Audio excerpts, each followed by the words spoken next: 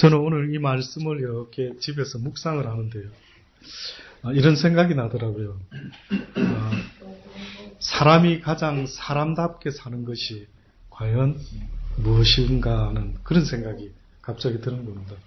혹시 저만 그런 느낌이 들었는가요? 갑자기 그런 생각을 하면서 내가 이런 질문을 참 오랜만에 하는 것 같다 라고 하는 느낌이 들더라고요. 혹시 그런 생각 해보신 지가 얼마나 되십니까? 내가 사람인데, 그쵸? 내가 이 땅에 태어나서 지금까지 많은 걸 배우면서 살아왔는데, 과연 정말로 내가 이 땅에서 사람인 내가 무엇을 행하며 사는 것이 가장 사람다운 삶일까 하는 것을 한번 생각을 해보신 적 있습니까? 그래서 내가 사람이라면 아름다운 사람의 삶, 가장 사람다운 삶, 이것을 살기 위해서는 내가 이런 일들을 해야 되겠구나 라고 혹시 한번 생각해 보신 적 있으십니까? 안 해보셨으면 지금 잠깐 한번 몇 초만이라도요. 그렇게 한번 잠깐 생각을 하는 시간이 되었으면 싶은 생각이 듭니다. 분명히 인생이라는 존재는 어떠한 목적이 있었을 테인데 뜻밖에도 우리가 살아가면서요. 내 인생의 목적이 무엇인지를 알 것은 같은데 수많은 젊은 시절의 삶을요. 다 놓쳐버리고 어떻게 보면 겨우 나이 먹어서 그 누구가 나를 찾아주지 아니하고 또 너무 몸이 힘들어서 병원에 홀로 있는 시간이 주어질 때에 비로소 그럴 때 왠지 다시 한번 내 인생을 돌아보면서요. 과연 내가 어떤 인생을 살아왔는가? 그리고 내가 인생은 어떤 것이다 라고 생각하면서 과연 살아온 시간이 있었는가? 그래서 인생은 이렇게 돼야지. 내 인생은 이렇게 풀어져야지. 내가 이것을 위해서 이 땅에 태어났으니 내 생명이 있는 그날까지 내가 이렇게 살아가야 되겠다라고 하면서 그것을 향해서 과연 내가 제대로 달려오고 있었는지 이런 생각을 한번 저는 개인적으로 했습니다. 그래 돌아보니까 오늘 이 전도서 기사의 이 고백이 오히려 너무나 와닿는 것입니다. 전도서 기자가 누구냐면은 솔로몬이라는 왕이라고 이야기합니다. 모든 사람들이. 근데 이 솔로몬이 쓴 구약의 책 가운데 3가지를 꼽습니다. 혹시 아시겠습니까? 솔로몬 왕이. 우리가 지난 시간까지 보았던 잠언서가 있었죠. 그 다음에 이 전도서가 있는데 그 전에 하나가 더 추가가 됩니다. 혹시 아시겠습니까? 아가서? 예, 어떻게 아셨어요? 시잖아요. 예, 시긴 신데 아가서는요, 솔로몬 왕이 젊었을 때 쓴 글이 아가서라고 합니다. 한참 청춘일 때. 잠언서는 중년일 때. 근데 지금 우리가 이제부터 공부하려고 하는 이 전도서는요, 솔로몬 왕이 인생 후반전에 삶을 좀 살아보고, 왕도 되어보고, 부귀 영화도 누려보고, 아내도 보통 사람은 하나도 관리하기가 어려운데, 솔로몬은 어마어마하게, 저는 남자 입장에서 여기 남자 동포 여러분들 어떻게 생각하십니까? 아내가 많이 있으면 좋을 것 같아. 집사님 그 웃음의 의미는 뭡니까? 생각만 해도 좋은데요. 생각만 해도 왠지 웃음이 나. 예, 하나도 힘들지 않습니까? 어떻게 보면 한 사람도 살아보니까 힘든데 도대체 이 솔로몬은 성경에 보면은 수천에 진짜 수천이 진짜인지 수백인지 이거 안 믿어지니까 막 수십은 됐겠지 싶을 정도인데 그런데 너무나 뜻밖에도요. 저는 한번 잠깐 상상해 봤는데 많이 있으면 행복할 것 같은데 아닐 것 같은 거예요. 왠지 머리 아플 것 같은 거예요. 이 골치 아플 것 같은 겁니다. 그래서 어떻게 보면은 아내도 많이 있어 봤고 왕도 되어 봤고 물질도 막 원하는 대로 써 봤고 이 어떤 분이 지금 인생 노년에 후반에 고백을 하는 겁니다. 근데 그가 고백하는 첫 번째 고백이 뜻밖에도 뭔지 아십니까?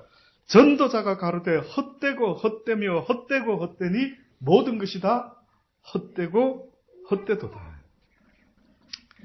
염세주의 철학자의 고백과 같은 이런 느낌입니다. 근데 지금 이 전도자가 그 말을 하려고 이래 헛되다라는 말을 이렇게 연속적으로 말하고 있는 게 아닙니다. 사람이 해 아래서 수고하는 모든 수고가 자기에게 무엇이 유익한고 한 세대가 가고 또 한 세대가 오고 그러나 땅은 영원히 있도다. 쉽게 말해서 땅은 그대로 있는데 수많은 인간들이 왔다가 가고 어떻게 보면 이 집도 장로님이 사셨지만은 그러나 이 집을 사기 전에 누가 살았겠죠. 물론 또 그 전에도 또 있었을 것이고 아니면 새로 지은 사람도 있을 것이고 어떤 사람이요 하루는 지나가는 나그네였는데 어느 큰 집 앞에서 넉넉넉합니다. 계십니까? 아유 누구십니까? 지나가는 나그네인데 여기 잠시 좀 하룻밤 머물렀으면 좋겠습니다. 그랬더니 아유 여인숙에 가서 알아보시오. 어디 지금 나무 집에 와가지고 그런 집 아닙니다. 그랬더니 여보시오. 어차피 모든 인생이 한 번 왔다가 가고 당신은 잠시 여기서 한 몇십 년 사는지 모르지만 나는 오늘 하루 잠깐 왔는데 무슨 차이가 있어? 나도 하룻밤 묵어 갑시다. 당신은 몇십 년 묵어 가면서 왜 나보고는 허락하지 않소? 이렇게 이야기를 했다라는 겁니다. 별말 아닌 것 같지만은 그래요. 우리 모두는 이 땅에서 부지런히 내 것 하고 내 것을 쌓지 않습니까? 그런데 내 것이라면은 죽을 때까지 가져갈 수 있다면은 내 것이라는 말이 맞는데 죽을 때는 모든 걸 다 두고 간다 할 때 과연 이 땅에서 내 것이라 말할 것이 있는가요? 전부 다 빌려 쓰다가 다 두고 다시 가야 됩니다. 그래서 저도 저희 아버님이 떠나실 때 두고 간 유품 가운데 지금까지 두고 있는 것들이 있습니다. 땅은 그대로 있지만은요. 우리의 인생이라는 존재는 가만히 보면 이 땅에 잠깐 왔다 가는 존재라는 것을 성경은 지금도 계속 알려주고 있는 이야기입니다. 잠깐 왔다 가는 이 시간 속에서 과연 너희들이 무엇 때문에 이 땅에 잠깐 왔는지를 성경은 알려주고 있건만은 이 말씀에 왜 귀 기울이지 않습니까? 여러분과 제가 이 땅에 살아갈 때에 성경 말씀 말고 귀 기울일 만한 말씀 어디 있습니까? 무슨 신문, 좋은 책, 무슨 책이 그래 좋은데요. 저는 성경의 이 말씀 앞에서요. 정말 모래사장에서 진주 조개 캐는 기분으로 저는 목사지만은 저 전공이 성경 보는 일이지만은 날마다 이 진리의 말씀을 캐다 보면은요. 와, 여기 이런 말씀이 있었구나. 이런 말씀이 이런 진리가 있었구나. 쉽게 말하면 제가 이 성경을 계속 파는 이유 중에 한 가지는 어느 날 제가 기차를 또 탔는데 이 기차가 어디로 가고 있는데 제가 이러고 있는 겁니다. 이 기차 어디로 가지? 이거 목적지가 어디지? 이러고 앉아 있는 겁니다. 기차는 탔는데. 이해되시기를 바랍니다. 다시 말하면요. 시간이라는 세상에 또 태어났는데 멈추지 않는 시간의 기차가 나를 계속 끌고 가고 있는 겁니다. 그래서 어렸을 때 피터판 같이 가만히 있지 않고 저도 이런 우리 아이들 같은 때가 있었다라는 거죠. 근데 시간의 열차가 나를 갖다가 계속 이끌어가는 겁니다. 그런데 하는 말이 이러는 겁니다. 가만히 있어. 내가 시간의 기차를 탔네? 종착점이 어디지? 이러고 있는 겁니다. 내가 왜 태어났고 내 삶 속의 죽음의 의미가 무엇이며 그 죽음 너머의 세상에 무엇이 있는지 전혀 그런 것에 대해서는 관심을 두지 못하고요. 만약에 그냥 흐르는 시간 속에 살다가 그냥 죽음이라는 종착점으로 끝이 나면 좋겠지만은 죽음으로 끝나지 아니하고 한 사람은 영원한 생명으로 또 한 사람은 영원한 형벌로 끝이 난다라는 끝이 없다라는 겁니다. 해는 떴다가 지고 그 떴던 곳으로 빨리 돌아가고 바람은 남으로 불다가 북으로 돌이키며 이리 돌며 저리 돌아 불던 곳으로 돌아가고 모든 강물은 다 바다로 흐르되 바다를 채우지 못하며 어느 곳으로 흐르든지 그리로 연하여 흐른대. 만물의 피곤함을 사람이 말로 다할 수 없나니 눈은 보아도 족함이 없고요. 귀는 들어도 차지 아니하는도다. 이미 있던 것이 후에 다시 있겠고 이미 한 일을 후에 다시 할지라. 해 아래는 새 것이 없나니 무엇을 가리켜 이르기를 보라 이것이 새 것이라 라고 할 것이 있으랴. 우리 오래전 세대도 이미 있었느니라. 이전 세대를 기억함이 없으니 장래 세대도 그 후 세대가 기억함이 없으리라. 이게 전도서 1장 서론에 나온 지금 11절까지를 제가 읽었습니다. 그런데 이 전도서 마지막에 무슨 결론이 났는 줄 아십니까? 세상의 모든 것은 헛되고 헛된데 딱 한 가지 헛되지 않는 것이 있으니 그것은 바로 여호와를 경외하는 것이 곧 인생의 마땅한 본분이다. 이렇게 정의를 했습니다. 아멘 되시기를 권면합니다. 살아보신 분하고는 통하는데 저도 대화를 해보면 인생 좀 살아보신 분하고는 좀 통할 것 같아요. 그런데 한참 젊을 때 이런 헛되고 헛되니 모든 것이 헛되고 헛되다 하면 과연 와닿을 수 있을까 하는 생각이 들더라고요. 그런데 이 전도서 기자가 하는 말이 지난 시간에 잠언서 맨 마지막도 기억나십니까? 잠언서 맨 마지막 결론이 뭐라고 결론이 났습니까? 아름다운 것도 헛되고 고운 것도 헛되고 모든 것이 다 헛되지만 여호와를 경외하는 것이 여호와를 경외하는 그 여인, 그 현숙한 여인, 그 여인을 얻는 자가 가장 복된 자다. 근데 이것은 아내 얻는 이야기 하는 게 아닙니다. 여호와를 경외하는 아내를 얻으라라고 하는데 누가 여호와를 경외하는 아가씨인지 어떻게 쉽지 않단 말이죠. 그 뜻은 결국 무슨 이야기를 하려고 전도서 기자가 그렇게 결론을 잠언서를 냈느냐면은 이 세상에 그 어떤 눈에 보이는 이생의 정욕과 자랑과 안목의 자랑과 모든 것들 헛되고 헛되다. 오직 여호와를 경외하는 것 외에는 남는 것이 없다. 자, 그러면 결론이 났네요. 그러면 결국은 성경이 우리에게 알려주는 진리의 메시지는 너희가 이 땅에서 한 가지 배워야 될 것이 있는데 여호와를 경외하는 법을 이 땅에서부터 배우라고 우리에게 말씀하고 있는 겁니다. 이 여호와 경외가 나중에는요, 여호와를 사랑하는 단계까지 나가야만 합니다. 그래서 결국은 여호와를 경외하는 것, 다시 말해서 한마디로 영원한 생명으로까지 이어지는 유일한 이 땅에서의 가치는 여호와를 경외하는 것이다. 그래서 지금부터 영생에 대한 하나님께서 이 땅의 모든 것이 헛되고 헛되지만은요, 그러나 헛되지 않는 것이 있다라는 것을 우리에게 가르쳐주고 있습니다. 창세기 3장부터 한번 볼랍니다. 창세기 3장에 보면은요, 왜 우리네 인생이 이렇게 먹고 사는 일에 급급하고 있는지를 써놓았는데요. 뜻밖에도 이 좋은 뜻이 아닙니다. 이런 말 들어보셨습니까? 노동의 기쁨이라고 들어봤습니까? 혹시 이해했습니까? 노동이 기쁘던가요? 기쁘지는 않대요.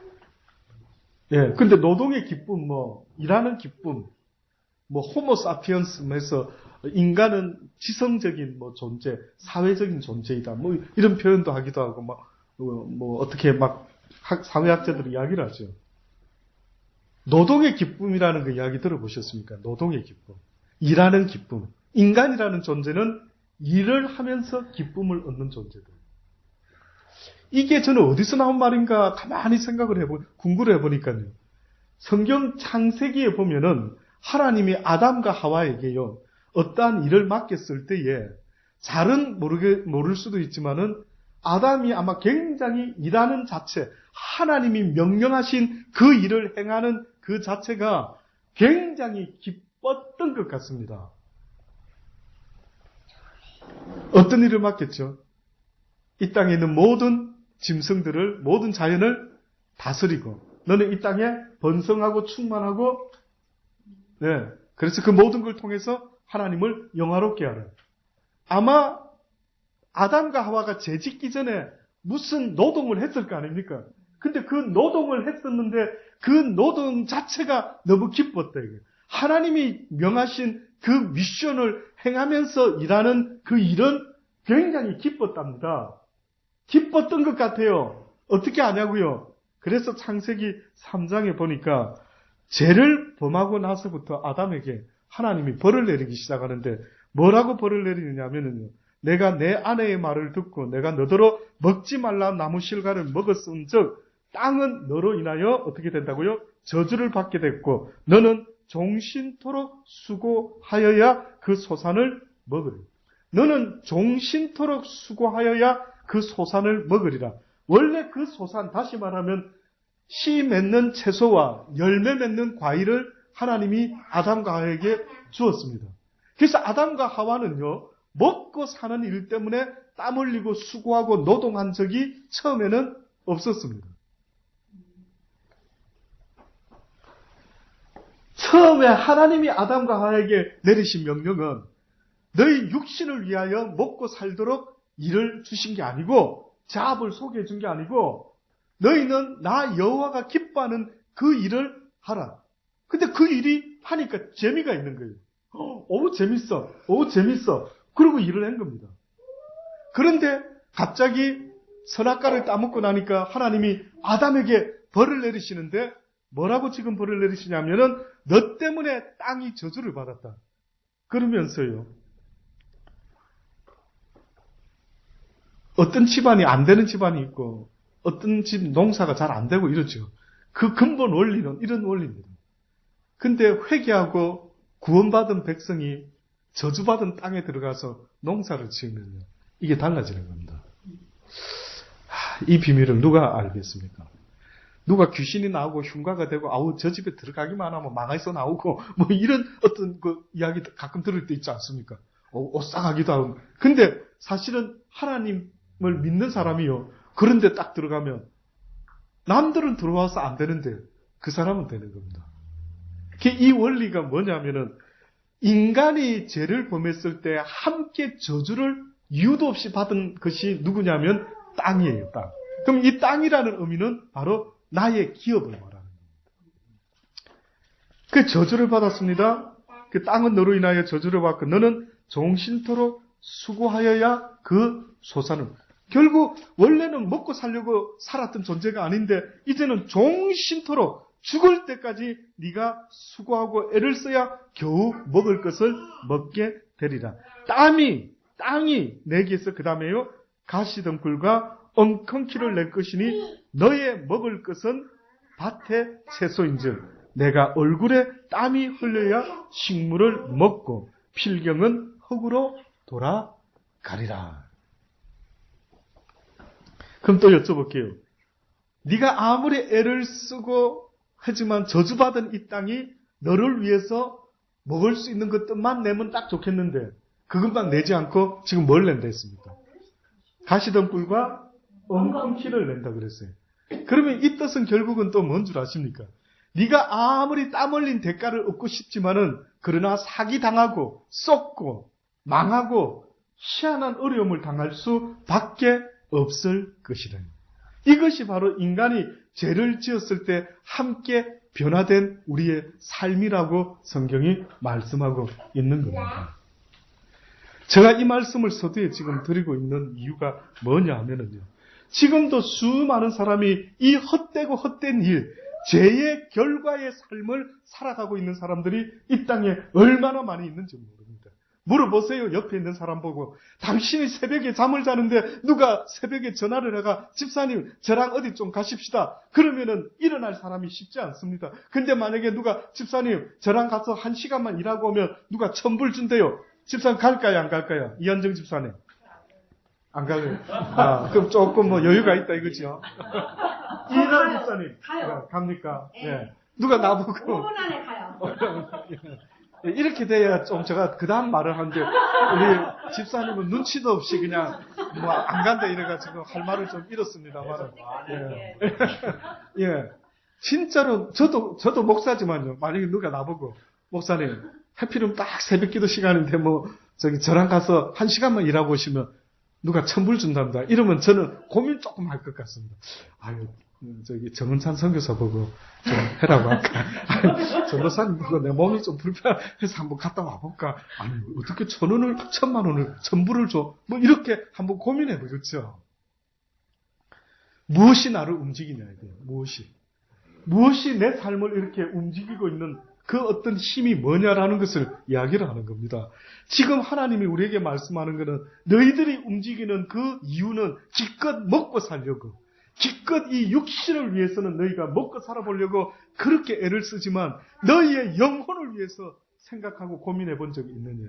이 땅은 잠시 있다 사라지는 이 세상인데 영원한 하나님을 경외한 자가 얻을 수 있는 영원한 생명의 나라를 너희가 상상하고 그 생명을 얻기 위해서 얼마나 애를 쓰고 노력한 적이 있느냐 물어보는 겁니다. 지금도 주님이. 그런 안타까운 것은요, 옛날 사람들은 영생에 대해서 얼마나 관심이 있었는지 모릅니다. 영원한 생명 말입니다. 그래서 우리가 아는 부자 청년 관은 그가 예수님을 찾아와서 던진 첫 번째 질문이 뭐였습니까?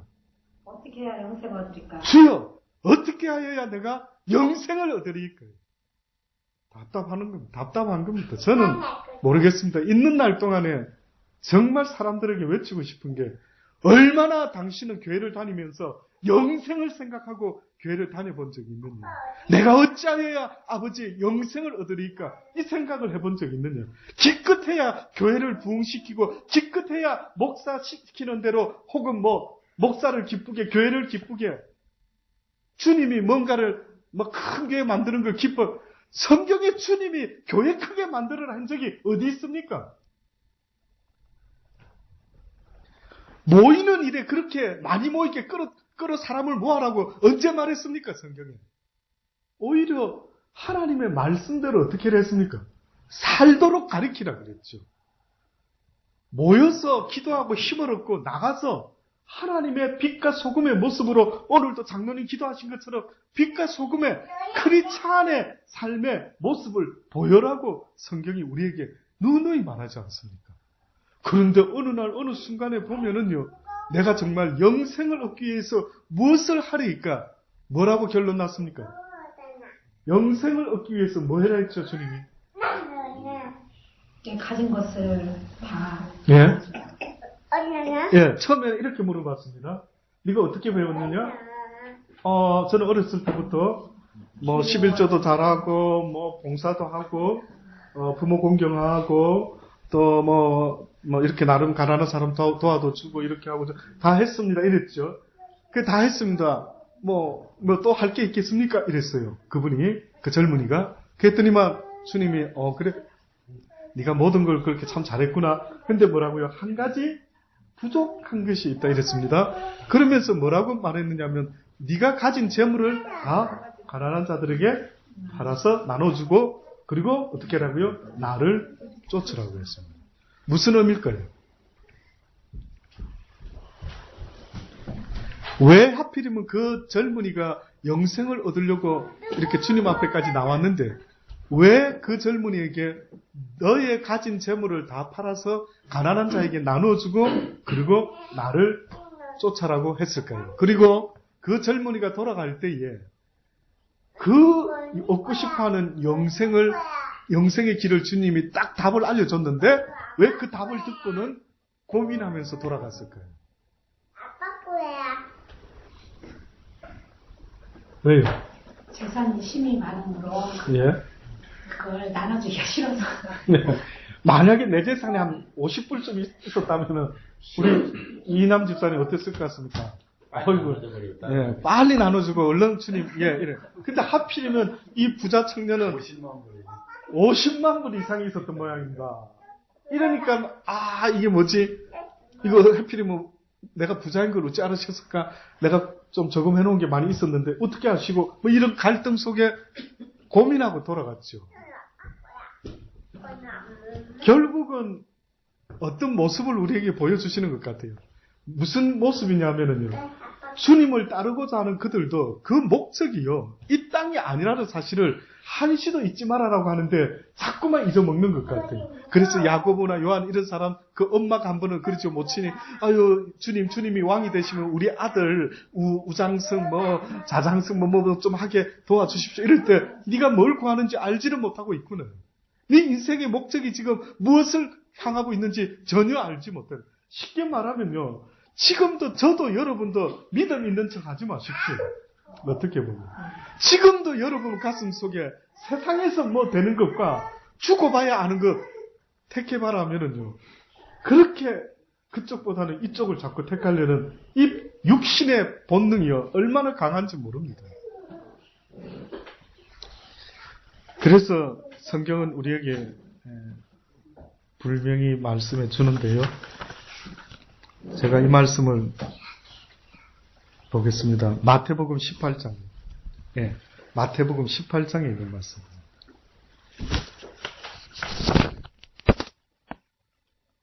마태복음 18장 1절로부터요 14절에 있는 말씀까지 한번 보도록 합니다.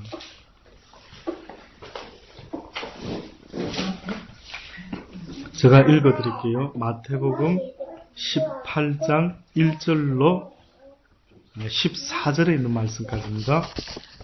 그때의 제자들이 예수께 나와 가로되 천국에서는 누가 크니까? 자, 이제 천국에 들어가는 문제가 아니라 이제 천국에 갔을 때 과연 누가 큰 자니까? 이래 물어봅니다. 예수께서 한 어린 아이를 불러 저에게 세우고 가라사대 진실로 너희에게 이르노니 너희가 돌이켜 어린 아이들과 같이 되지 아니하면 결단코 천국에 들어가지 못하리라. 목적이 분명히 천국이 돼야 될 것을 성경은 누누이 말합니다. 회개하라. 무엇이 가까웠다고요? 천국이 가까웠대. 우리 인생의 목적을 하나님이 정해놓으셨는데 이 땅에 잠시 잠깐 있다가 어디로 인도하기를 원하시는가 봤더니만 천국으로 우리를 인도하기를 지금 계속해서 말씀하고 있습니다. 누구든지 내 이름으로 이런 어린아이 하나를 영접하면 곧 나를 영접함이니 누구든지 나를 믿는 이 소자 중 하나를 실족케 하면 차라리 연자맷돌을 그 목에 달리우고 깊은 바다에 빠뜨리우는 것이 더 나으니라. 한 영혼이라 할지라도 주님이 원하는 것은 세상의 모든 영혼이 다 하나님의 나라에 오기를 원하고 계십니다. 근데 만약에 누군가 때문에 하늘나라에 오지 못하고 실족하게 되면은 화로다. 이 세상에 화가 될 일이 없는데 이 세상에서 하나님을 화나게 할 일이 전혀 없답니다. 근데 잊지 마십시오. 뜻밖에도 하나님이 화를 낼 수밖에 없는 일이 벌어지는데 그것은 바로 천국으로 와야 될 한 영혼이 실족해 되면은 화로다. 오히려 연자맷돌을 그 목에 달리우고 깊은 바다에 빠뜨리는 것이 낫다. 실족해 하는 일들이 있음을 인하여 세상에 화가 있도다. 실족해 하는 일이 없을 수는 없으나 실족하는 그 사람에게는 화가 있도다. 만일 내 손이나 내 발이나 너를 범죄케 하거든 찍어버리라. 불구자나 절뚝발이로 영생에 들어가는 것이 두 손과 두 발을 가지고 영원한 불에 던지우는 것보다 어때요? 낫다. 결국은 손발을 찍어 없앴으라도 내 재물을 다 팔았으라도 갈 수 있어야 될 곳이 있다면 어디라고요? 천국이다. 영생이다. 이 목적을 잃어버리지 않는 저와 여러분 되기를 간절히 주의 이름으로 권면합니다. 목적은 영생이랍니다. 우리는 이 땅에서 죽음으로 끝날 인생으로 태어난 게 아니랍니다. 잊지 마셔요.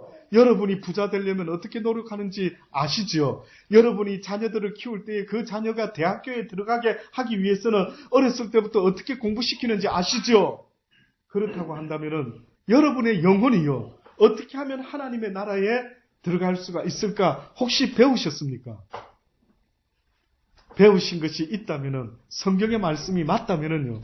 그 영생을 잃어버리지 아니하고 날마다 머릿속에 잊지 마십시오. 그 나라 가야 됩니다. 저는 17살 때 개인적으로 하나님을 처음 경험한 것 같습니다. 17살 때. 저희 모친이, 저희 부친이 제가 태어나 보니까 저희 의사와 상관없이 교회를 다니고 계시더라고요. 그래가지고 할 수 없이 저는 교회에 어렸을 때부터 나갔습니다. 그런데 17살 때, 고2 때요. 어떤 생각이 들어왔느냐면 나는 잘 안 믿어지는데 우리 어머니 아버지 때문에 교회는 다니는데 이거 언제까지 이렇게 다니는 신용을 해야 되지? 이런 생각이 쑥 들어오더라고요. 근데 마침 그날 주일날 전도사님이 우리 고등부 설교를 하시는데 어떤 설교를 하셨느냐면요. 목마른 사슴이 시냇물을 찾듯이 메마른 영혼들이 하나님을 찾으면은 하나님은 응답할 수밖에 없는 하나님이시다. 자기를 찾는, 부모를 찾는 어린아이를 거절하지 못하는 그 육신의 부모와 같이 하나님도 한 가지 약점이 있으신데 아버지! 하고 아버지를 찾는 자에게는 하나님이 응답할 수밖에 없다. 전도사님이 그때 그래 설교를 고등부 때 하는 겁니다. 그때 저 마음속에요. 그래? 그럼 내가 교회를 간두기 전에 한 번만이라도 시도해보자. 목마른 사슴의 심정이 어떤 건지는 잘 모르지만은 나도 지금 컬컬한데 내가 한번 주님을 찾아봐야지.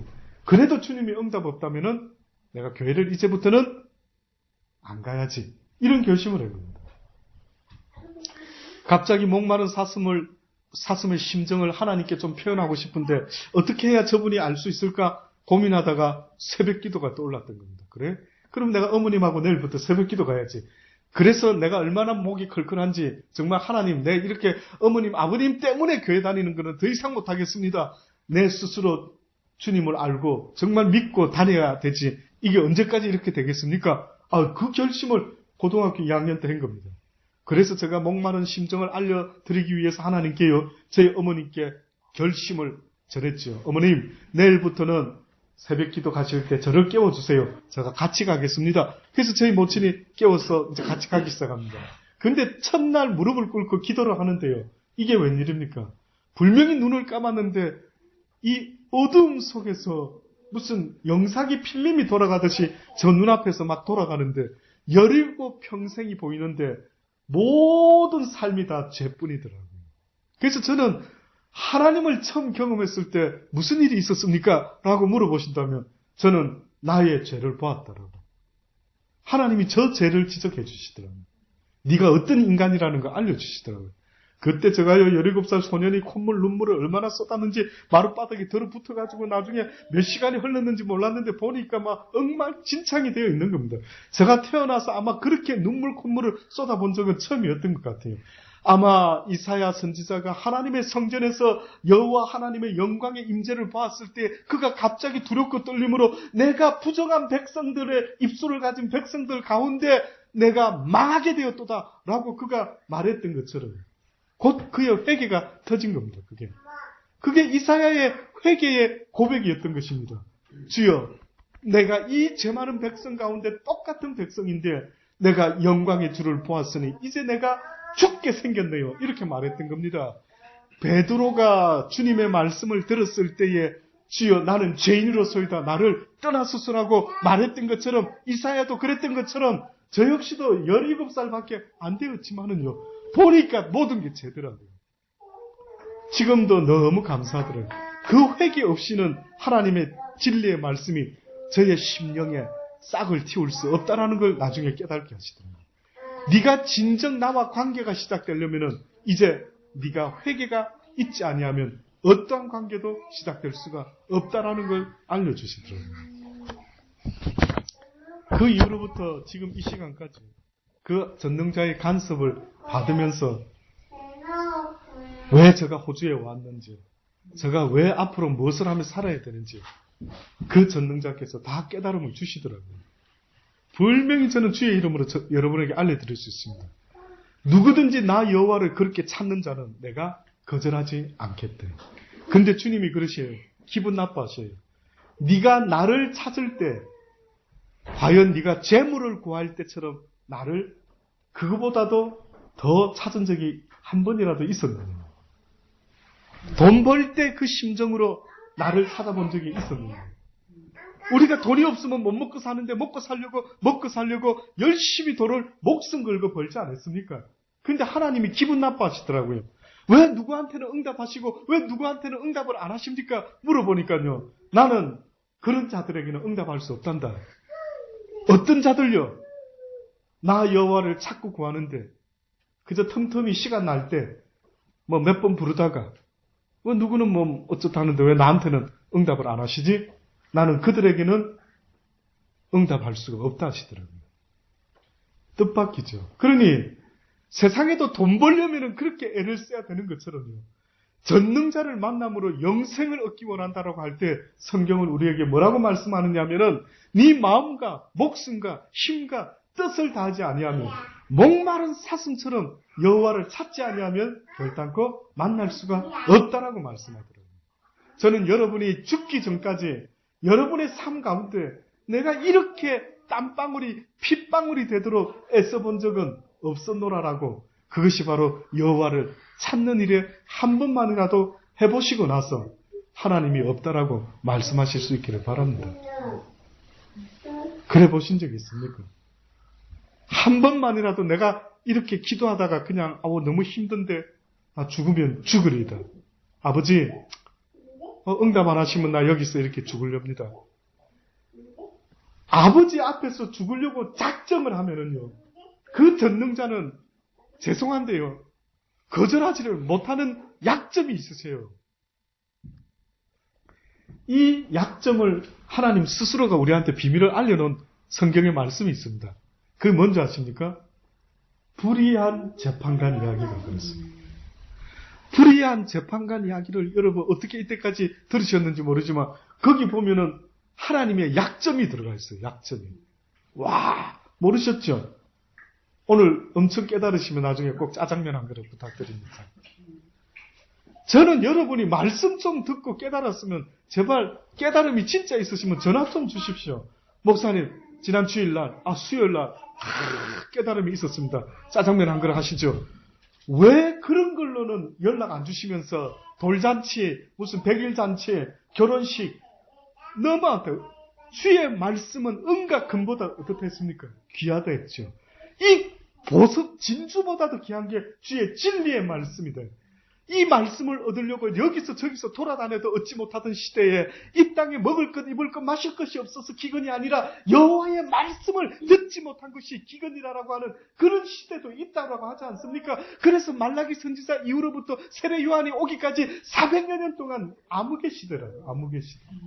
그 누구도 하나님을 전하는 사람 없고 그 누구도 하나님을 믿는 사람 없고 찾고 구하는 자도 없었던 암흑기가 있었는데 이게 바로 말라기 선지자 이후로부터 세례 요한이 오기까지는 암흑기였다라고 성경이 말해요. 암흑기. 그래 찾아보신 적이 있으십니까? 한 번쯤은 찾아보실 수 있기를 권면합니다. 그 대신 이 시간 이후로부터 내가 금식 기도하다가 그 대신 죽으면 죽으리라. 목숨 건 기도 한 번만이라도 하실 수 있게 되기를.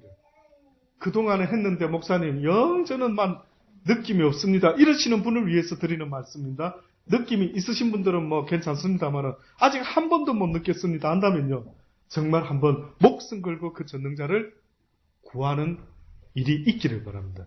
그래서 불의한 재판관 이야기가 그겁니다. 보니까요 이렇게 말했습니다. 어느 날 과부가 있었답니다. 근데 이 과부가 불의한 재판관에게 원수를 좀 갚아달라고 계속 청원을 했습니다. 그렇기 때문에 이 불의한 재판관의 이 특징은 이게 안 생기면은 했습니까? 안 했습니까? 안 했어요. 이게 안 생기기 때문에 딱 보니까 과부인 겁니다. 이게 별로 안 나오겠는데 그래서 관심을 안 뒀어요. 근데 성경에 비밀이 써 있습니다. 지금부터 잘 들으셔야 됩니다. 뭐라고 비밀이 적혔냐면 안 들어주고 무시했는데 도무지 응답이 없는데 이 과부가요 죽으면 죽으리라 생각하고 이 재판관 집 앞에 가가지고 날마다 부르짖었던 거예요. 징글징글하게. 상상해보세요. 누가 집사님 집 앞에 와가지고 갈비 해내세요, 갈비 해내 이러면은 뭔데 저 사람이 나한테 와서 근데 매일 밤 찾아오는 겁니다. 갈비 해주세요. 만약에요. 그래도 몇 번 안 해주고 싶었다가도 매일 오면 어떻게 할 것 같습니까? 정답입니다. 그 해주고 싶어서가 아니고요. 성경에 보니까 귀찮아서 해주는 겁니다. 놀랍죠. 이 불의한 재판관이 돈이 안 생기는 일이기 때문에 해줄 의사가 없는데 성경에 보니까요. 귀찮게 또 와서 이야기하고 또 와서 이야기하니까 들어줬답니다. 그러면서 성경에 뭐라고 써놨느냐 하면은 하물며 너희가 전지전능하신 그 하나님 아버지 앞에 너희가 나와서 구하면은 들어주실까 안 들어주실까 이래 물어본 겁니다. 어떻게 하실까요? 들어주실까? 그렇게 했는데도 안 들어주시면은 응답이 없으면 교회 다니지 마시기를 주의 이름으로 권면합니다. 교회 다니지 마십시오. 하나님 없는 겁니다. 네. 그렇게 승부를 봐야죠. 그래서 믿으려면 확실히 믿든가 아니면 그냥 떠나면 될 거 아닙니까? 뭐 하려고 억지 춘향을 합니까? 근데 성경이 분명히 약속을 했단 말이죠. 이 약속은 뻥치시면은 하나님 없는 거 아닙니까? 언약이 하나님인데 약속이 하나님인데 근데 성경에 보니까 그렇게 부르지. 그런데 뒤에다가 이렇게 해놨습니다. 내가 이 땅에 다시 올 때에 믿음 있는 자를 보겠느냐. 이랬어요. 고민했죠. 뭐 때문에 조금 뒷마무리가 약간 부정적이더라고요. 내가 믿음 있는 자를 볼 수 있게. 그러면 결국은 그 과부가 구한 것도 원수 갚아달라는 것도 뭔가 좀 잘못된 것 같고, 그 다음에 주님 앞에 나와서 뭔가를 구했는데 그것이 믿음의 기도가 아니었던 모양입니다. 다시 말하면요, 이 세상의 것을 끈질기게 하나님 앞에 나와서 주십시오, 주십시오 해도 하나님이 어떻게 하겠다고요? 들어주겠다. 네가 나한테 와서 구했기 때문에. 그러나 믿음으로 구하는 기도는 그런 게 아니랍니다. 그래서 한 가지 더 마지막 결론을 드립니다.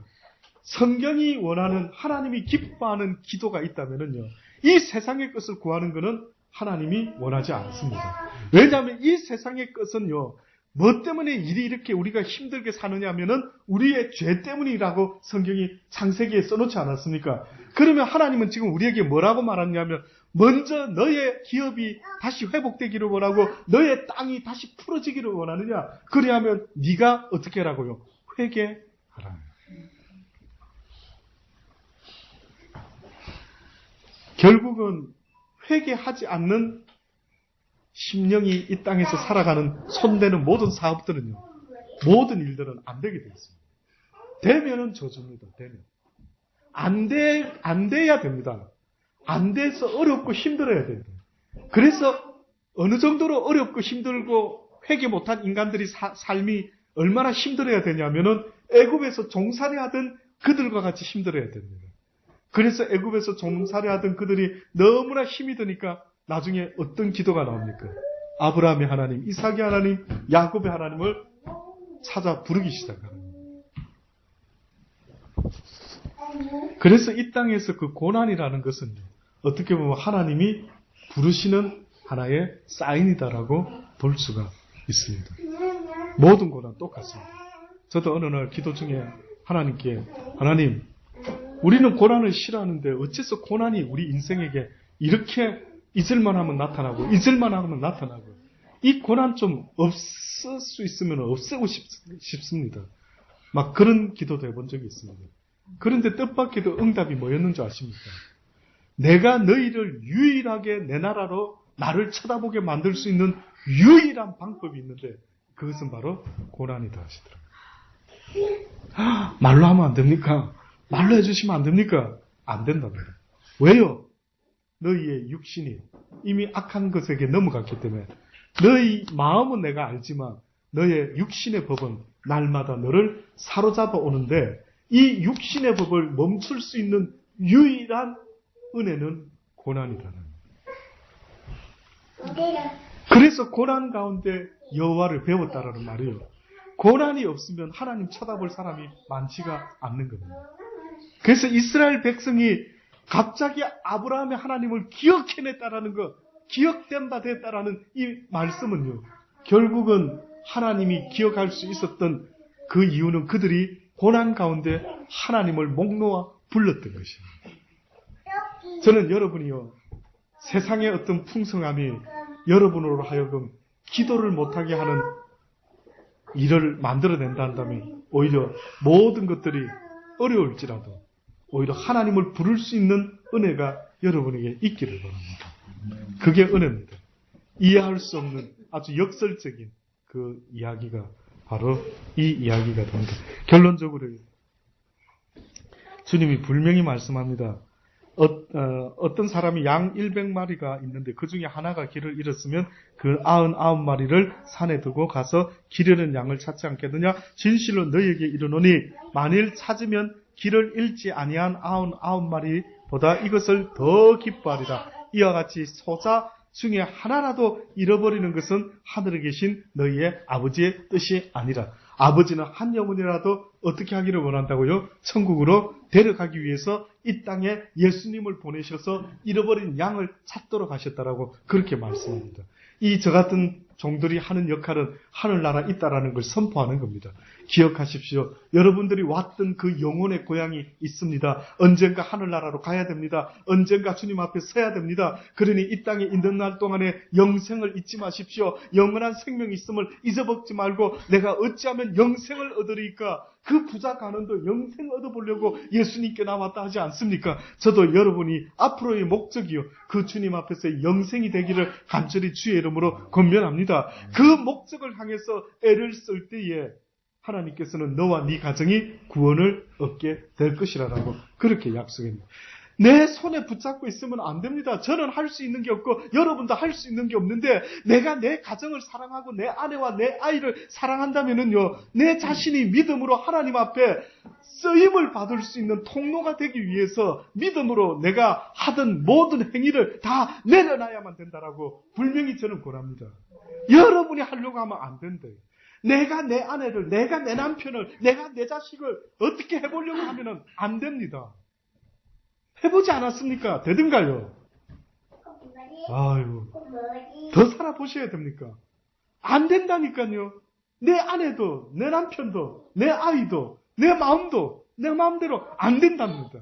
아버지가 계속 말씀해요. 네 뜻대로 되는 게 뭐냐? 얼마나 네가 교만한지. 지금도 내가 너를 부르고 있고, 내가 부르는 의미가 뭔 줄 아느냐? 모든 것을 다 나에게 맡기라는 의미인데, 너는 지금도 네 라이프를 네 힘으로, 네 의지로, 네 자아로 붙잡고 살아가고 있대. 네가 나를 따라오라 그러면 너를 부인하고 너의 십자가를 날마다 지고 나를 따라오라고 수십 번 말했는데, 너는 지금도 너를 부인하지 못하고 네 힘으로 뜻대로 안 되니까 이제는 심지어 하나님께 원망하고 불평하고 왜 나를 도와주지 않으십니까? 라고 그렇게 하고 있답니다. 저도 숱하게 들은 이야기입니다. 어쩌면 좋아요, 어쩌면 좋아요. 모든 걸 내려놔라. 나에게 맡겨라. 나는 할 수 없지만 주님은 하십니다.